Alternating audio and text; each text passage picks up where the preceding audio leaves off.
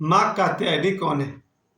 माँ कात्यायनी नवरात्रि में दुर्गा माँ का छठा रूप है और आज छठा दिन है और इसलिए चैती छठ भी मनाया जा रहा है। आज शाम को चैती छठ भी हुआ। इसके साथ साथ हम लोग ये भी जानेंगे कि दुर्गा माँ के इस छठे रूप का नाम कात्यायनी क्यों रखा गया और इनके विशेष साधना करने से या इन्हें स्मरण करने से हमें किस तरह की विशेष सहायता मिलती है।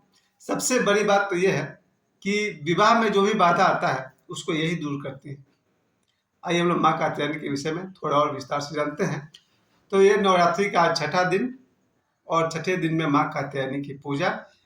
जब देवताओं ने महिषासुर से परेशान होकर के आह्वान किया दुर्गा माँ का, तब दुर्गा माँ ने कात्यायनी ऋषि के आश्रम में दुर्गा माँ प्रकट हुई, इसलिए इनका नाम पड़ गया कात्यायनी और इन्हीं माँ ने महिषासुर का वध किया था। तो ये तरह माँ कात्यायनी का महत्व। इसके साथ साथ इनकी साधना करने से क्या होता है, जैसा कि मैंने अभी आपको बताया, विवाह बाधा दूर होती है और ये बहुत बड़ी समस्या है। मैं इसी पाथरडी में कम से कम 20 लोगों को जानता हूँ जिनका विवाह हुआ ही नहीं। मुझे लगता है वो विवाह करना चाहते हैं लेकिन उम्र बीत गई, नहीं हुआ। और लगभग 20 के आसपास मैं महिलाओं को जानता हूँ जिनका विवाह हुआ ही नहीं, संभवतः वो विवाह करना चाहती हैं। तो ये एक ऐसी समस्या है जो 10-20 घर में एक जगह देखने को मिलती है और लगभग सभी घर में एक उम्र माना गया था एक समय में कि जब बेटी 18 साल की हो जाए तो उसका विवाह कर देना चाहिए। फिर पढ़ाई लिखाई का युग आ गया, कंप्यूटर आ गया, मोबाइल आ गया और कंप्यूटर मोबाइल में इतना मन लग गया, मनोरंजन हो गया कि अब लड़कियों के लिए शादी एक ऑप्शन नहीं रह गया। अब लड़कियां भी चाहती हैं वो पढ़ लिख कर कुछ बने फिर शादी करें, चाहे 24 साल उम्र हो जाए चलेगा, 25 हो जाए, 26 हो जाए चलेगा, और इसमें कुछ गलत भी नहीं है। विवाह का समय लंबा होने से अच्छा है कि विवाह के समय में गहराई हो। हम सभी की जो सबसे बड़ी चिंता है, जब से हमारे घर में बेटी का जन्म होता है, मैं अपनी बात कर रहा हूँ, कोई इसे गलत ना समझे, जिस दिन से हमारे घर में बेटी का जन्म होता है, माँ को या पिता को एक चिंता पकड़ती है, इसकी शादी कैसे करेंगे। क्योंकि सीधा दिखता है कि इसकी शादी मतलब आजकल के ज़माने में 10-20 लाख का खर्च। बेटा का जन्म होता है तो ये ख्याल में नहीं आता है कि इसकी शादी कैसे करेंगे, हालांकि उसमें भी वही खर्च है। आज के ज़माने में शादी करने जाइए 5-10 लाख खर्च बेटा में भी होगा, लेकिन ये बात ख्याल में नहीं आता है। बेटा का जन्म हुआ, मन में आता है क्या पढ़ेगा, कैसे नौकरी करेगा, क्या करेगा, इतना दूर तक पढ़ाई और नौकरी वहीं तक लगता है चिंता है। बाकी अगर उसकी नौकरी हो गई, पढ़ाई अच्छा से कर लिया तो नौकरी हो जाएगी, नौकरी हो गई तो आगे का चीज़ें संभाल लेगा। लेकिन बेटी का जन्म होते ही मुझे याद है मेरी माँ कहती थी कि जिस दिन से बेटी का जन्म होता है उस दिन से माता पिता ने उसके लिए पाई पाई जोड़ना शुरू करता है। गांव में जो माताएं होती थी वो धीरे धीरे सामान इकट्ठा करती थी बेटी के लिए। जैसे जैसे बेटी बड़ी होगी उसके लिए कुछ कपड़ा, कुछ यहाँ तक कि मेकअप का सामान, तरह तरह का चीज जमा करना शुरू कर देती, क्योंकि माँ को चिंता होती थी बेटी की शादी कैसे करेंगे। और जो पिता होते हैं उनको पकड़ लेती है चिंता कि यार बेटी आई है तो कमाना पड़ेगा।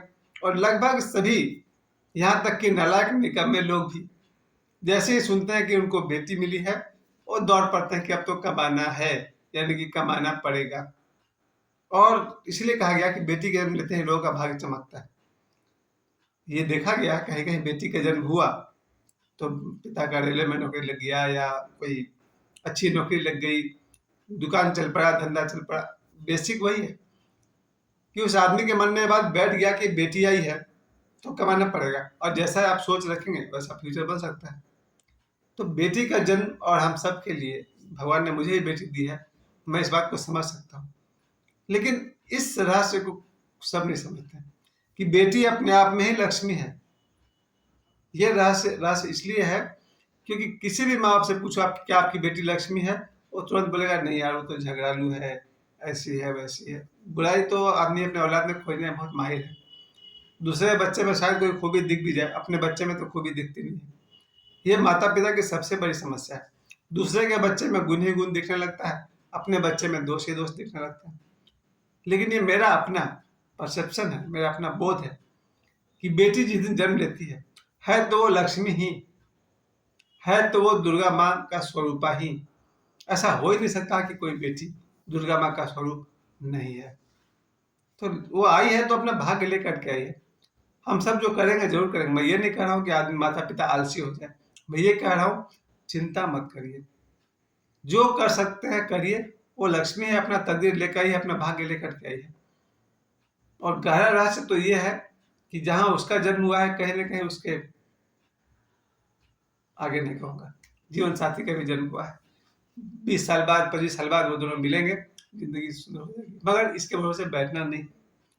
हमारा कर्तव्य है, बेटी का जन्म हुआ है, जरूर वो लक्ष्मी है, जरूर वो दुर्गा स्वरूपा है, उसे प्रॉपर एजुकेशन देनी ही चाहिए। जैसे ही बच्ची 5 साल के आसपास होती है, अभी तो 2.5 साल के बच्चे को नर्सरी में नहीं पर प्लेइंग स्कूल में डालते हैं, फिर 3 साल के बाद नर्सरी में नाम लिखवा देते हैं, फिर 5 के वगैरह वगैरह। जिसकी जैसी मर्जी, बच्चा आपका है यानी कि बच्ची आपकी है, जो करना है करिए, जैसे पढ़ना पढ़िए, लेकिन पढ़ाइए। एजुकेशन बहुत बड़ी चीज है, और उससे भी बड़ी चीज है अच्छे संस्कार। मेरे जितने दोस्त हैं, खास करके ओशो के सन्यासी, सब विरोध करते हैं कि संस्कार नहीं होना। यहाँ तक कि ओशो ने भी कहा था संस्कार नहीं होना चाहिए, बच्चे को खुद डिसाइड करने दो अच्छा क्या है बुरा क्या है। ये तो अल्टीमेटली वही होता है। आज मैं अपने बल पे कहता हूँ, जितनी भी लड़कियां हैं उन्हें कितने भी आप अच्छे संस्कार दे दो, करेगी वही जो करना चाहती है। हाँ, अगर अपने माता पिता से उसने कुछ सद्गुण सीखे हैं तो फिर कोई माई का लाल बेटी को गुमराह नहीं कर सकता है।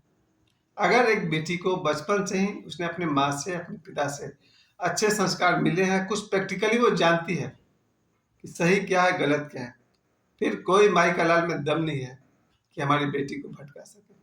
हमारी बेटी मैंने हम सबकी बेटी को भटका सके। गलत तब होता है जब पाखंड पैदा होता है। बेटी संस्कारी तो दिखती है, अन्य अन्य लोग के पैर भी छू लेती है, गेस्ट को भी प्रणाम कर लेती है, सब ठीक है, भीतर भीतर वो इस चीज के खिलाफ है। अगर कोई बच्ची माता पिता के बात को सिर्फ इसलिए ढो रही है कि ढोना ही पड़ेगा, उसके साथ गलत हो सकता है, क्योंकि वो अंदर से स्वीकार नहीं किया उसने।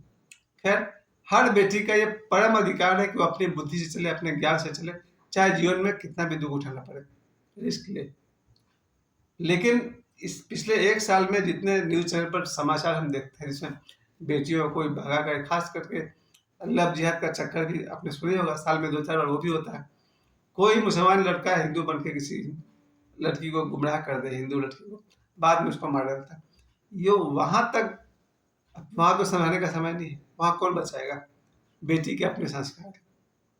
तो मैं तो यही कहूंगा कि बेटी कितना भी बुद्धिमान हो, कितनी भी पढ़ी लिखी हो, थोड़ा रुको, अपने माता पिता की तरफ मुड़कर देखो, कुछ याद करो और वही करो जिससे तुम्हें भी खुशी मिले और माता पिता को खुशी मिले। इस बारे में मैं 2-3 लड़कियों का नाम तो नहीं लूंगा, पर मैं 2-3 लड़कियों को कोट करूंगा।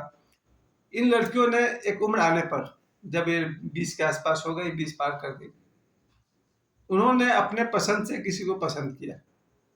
मैं 1-2 लड़की की बात नहीं कर रहा हूँ, बहुत सारी लड़की की बात कर रहा हूँ। इन लड़कियों ने एक नया रास्ता चुना। जब ये 20 की पार हो गई, 20 साल की उम्र से पार हो गई, तब उन्होंने अपने पसंद से किसी लड़के को चुना, और थोड़ा सा उसमें उसने दिमाग लगाया कि उसने उसी को चुना जो उसी के कास्ट का हो, उसी को चुना जो उसी के, आप समझ रहे ना, कास्ट गोत्र अलग होना चाहिए, सॉरी। तो उन लड़कियों ने थोड़ा दिमाग लगा लिया कि लड़का का कास्ट सेम होना चाहिए, गोत्र अलग होना चाहिए, लड़का थोड़ा सा कमाने वाला होना चाहिए, वगैरह वगैरह, जो जो क्राइटेरिया होना चाहिए।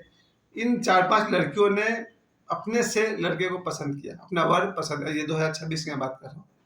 अपने पसंद से उन्होंने लड़के को पसंद किया, कास्ट सेम, लड़का कमाने वाला, उनके, तब उन्होंने अपनी बात अपने, याद रखिए यहाँ पर लड़की ने धोखा नहीं दिया कि घर से पैसे और जेवर उठाए और लड़के के साथ भाग गई। नहीं नहीं नहीं, उन्होंने अच्छा किया, अपने माता पिता को बताया, विश्वास किया माता पिता पर। क्यों? क्योंकि इनके माता पिता इन पर विश्वास किया करते थे। इन लड़कियों ने माता पिता पर विश्वास किया कि ये मेरी खुशी के खिलाफ नहीं जाएंगे, ये भी मेरी खुशी को ही चाहेंगे। और सौभाग्य देखिए, इन 5 लड़कियों के पिता माता ने इन लड़कियों की खुशी को समझा, उस लड़के से बात किया, लड़के के माता पिता से बात किया, शादी हो गई। ये कहते हैं ना फिल्म में, and they lived happily after. उसके बाद वे लोग सुख से रहने लगे। ये है एक तरीका। जब भी कोई बेटी 20 पार करती है, उसे कोई पसंद है, अपने माता पिता से बात करे।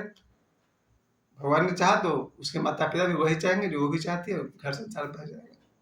वापस लौटते हैं माँ कात्यायनी पर कि माँ कात्यायनी आज छठा दिन और शाम को छठ हुआ था।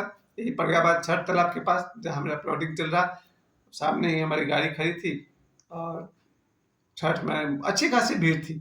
छठ तालाब पर मुझे लगता है कि मोर देन 100 टू 100 100-200 से अधिक लोग आए थे, ज़्यादा ही थे, 200 से भी अधिक लोग थे और उन्होंने छठ मनाया। कल सुबह फिर 5 बजे 6 बजे उठ करके स्नान करके पहुंच जाऊंगा छठ घाट पर और वहां पर सुबह का आरती भी देखूंगा।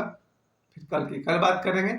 और आप लोग समझ गए माँ कात्यायनी कौन है? दुर्गा माँ का छठा रूप है जो महिषासुर का वध करने के लिए कात्यायन ऋषि के आश्रम में प्रकट हुई थी और उनकी पूजा आराधना से विवाह में आने वाली बाधाएं दूर होती है।